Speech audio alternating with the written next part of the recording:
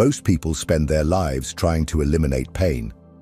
They take medication, drown themselves in distractions, dive into shallow relationships, seek immediate pleasure, accumulate achievements and happy posts, all to avoid feeling.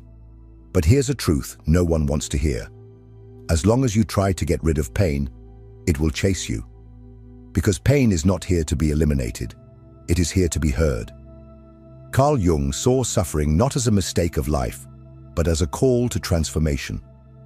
Pain is the signal that something is broken inside you that needs to be seen, cared for, realigned. It is the soul's cry saying, "This can't go on." Every pain carries a message. Every anguish is a code waiting to be deciphered. You just need to stop treating pain as an enemy and start treating it as a guide.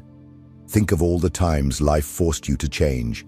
How many of those changes happened in comfort? Probably none.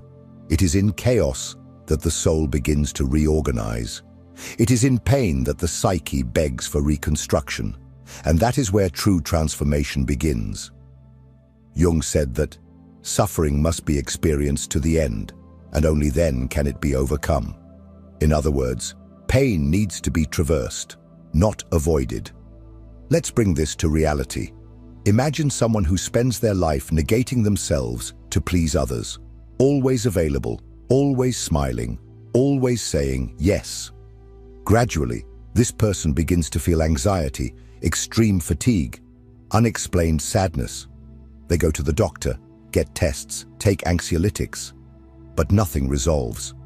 Because the body is speaking what the mind refuses to accept.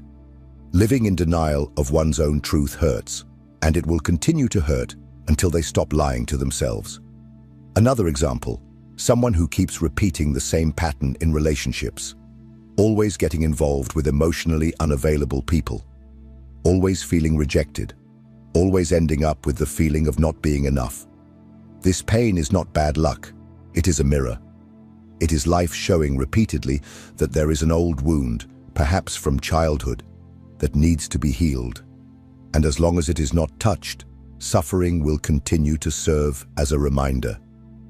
When you start to see pain as symbolic language, everything changes. What once seemed like punishment reveals itself as a compass. Pain begins to point the way. And as paradoxical as it may seem, you realize that suffering, when listened to attentively, can be the most powerful force of healing, because it forces you to stop, to look, to change,